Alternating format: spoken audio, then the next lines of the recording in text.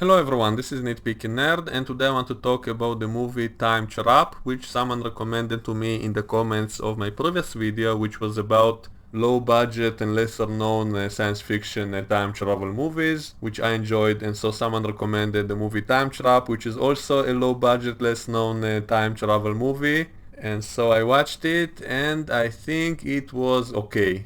Not great. There are a few things which I disliked and a few things which I thought could have been done better, a few missed opportunities which I will mention. But it also had some great stuff, especially toward the end of the movie. It started getting much better. And so overall I would say it's a fun movie for a science fiction fan. And I think my biggest problem in it was in the beginning when the pacing was just a little bit too slow for my taste. I personally, maybe it's just me, but I personally just hate all kinds of scenes of people walking through dark corridors slowly for suspense. It doesn't work on me. I dislike that even in great movies like Alien 1 and 2.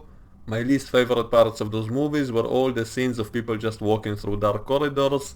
I understand those kinds of scenes can build suspense and can be used for horror and stuff like that, but for me personally it never worked on me. And if it goes on too long it just becomes boring, so that's my opinion. Luckily, because I watched this movie on my computer and I watch it using a VLC program, I can simply press plus on my keyboard to increase the speed of the movie or minus to decrease it, and this way whenever something was a little bit dragged out, a little bit too boring, I simply press plus and I increase the speed a little bit as much as I want to, and I can still hear everything and understand what's going on. So it's not like skipping parts of the movie, so I don't miss anything, and so this is great. This is one of the benefits of watching movies on your computer. You can increase the pacing of the movie if you feel that it's too boring, and then it becomes okay. And so that's how I dealt with the beginning of the movie. So I recommend you do the same if you feel the pacing is too slow, but don't skip any part of the movie because then you might skip some of the great parts, and there were a few very nicely done bits. So I'll get a little bit into the plot of it. So a group of students goes into a cave in which there's like a time dilation effect. Time is moving much more slowly inside the cave compared to out of it. And that's a great idea, which by the way exists in real astrophysics. It's a real thing that time is moving differently in different places on the astronomical scale, of course, but in this case it's like in a very tight place inside that cave, and the movie never gives us an explanation for that effect, why it's happening.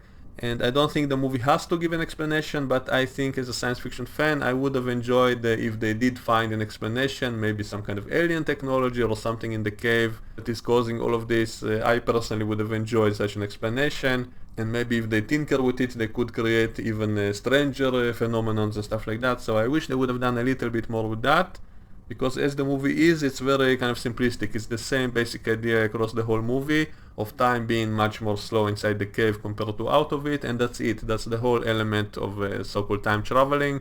It's more of a time dilation effect, and they simply have to pass through some time barrier, and then they're in that other time frame, and that's it. And I did like those parts in which they show us how it really happens, and whenever they go into it, then if they look outside they can see the night and day passing really quickly, and you could see like a flashing of light.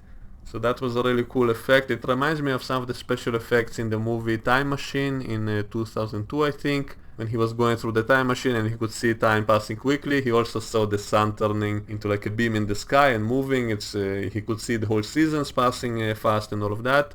So they had a very similar effect here. And by the way, this whole idea of the cave with a different time frame, it was also done in an episode of Stargate Atlantis. In an episode called Epiphany, they also had that idea of, I think it was Shepard, who went into some kind of cave and found some kind of village on the other side, and time was passing differently there, and he spent months there while the rest of the team was outside of the cave, and only a few minutes passed for them. So that was the same kind of idea, only in reverse. And so I wouldn't say this movie is very original with this idea, but it wasn't done that often, so it was a relatively fresh idea, and they toyed with it well, meaning we could see a whole bunch of interesting scenes of people going out and into the cave. There was a little bit of a missed opportunity with the character of the kid. There was a little kid with them, and so right from the beginning I was expecting to see that at some point of the movie that kid will turn into an adult. That could have been fun to play with, because in the beginning they left him outside of the cave and then they went in, and so right from there I imagined they will see that kid later as an adult, because a few years could have passed for him compared to them, but they didn't actually do that. That kid stayed a kid across the whole movie, so that was a missed opportunity in my opinion.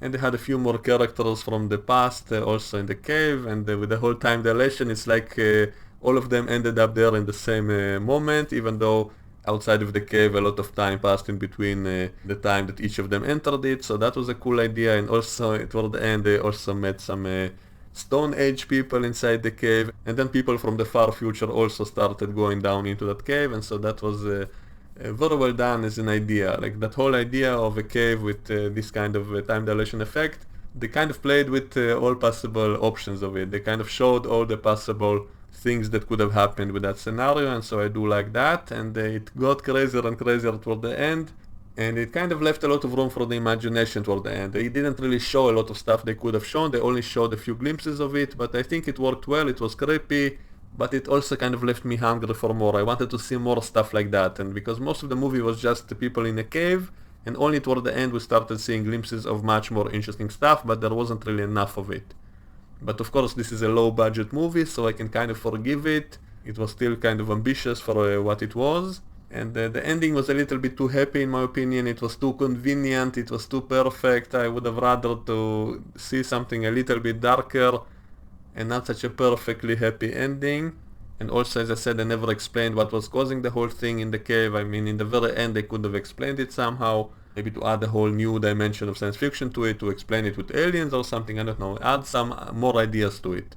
And also they added the fantasy element into it, which I didn't like. That whole idea of the Fountain of Youth, I think, could have been explained easily with just the idea of the time dilation. If we can say that someone created that legend because he went into that cave and then went out, and a lot of time passed outside, and then people thought he's immortal, that he didn't age, and I think that would have been enough to explain how that legend came to be. Instead, they had an actual Fountain of Youth inside the cave, except for the whole time dilation thing. They also had an actual Fountain of Youth which can cure all your illnesses and all your injuries inside the cave, and I think that was totally out of place. I think it kind of took me out of it because it kind of made it all into a fantasy movie, and previously they had such a good explanation to explain the whole legend of the Fountain of Youth. Simply have the time dilation effect itself be the reason for it. That's perfectly understandable and logical.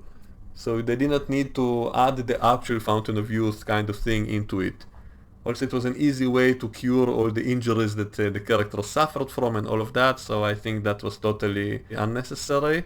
So that's something I disliked, and I did like, seeing humans from different time periods in the cave, to see the Stone Age people, to see the cowboy, to see the professor, to have him meet his family who are still young, who he thought disappeared when he was younger, and then in the end to see the person from the future going into the cave, and then in the very end to see those strange creatures that I guess are humans who evolved to something else.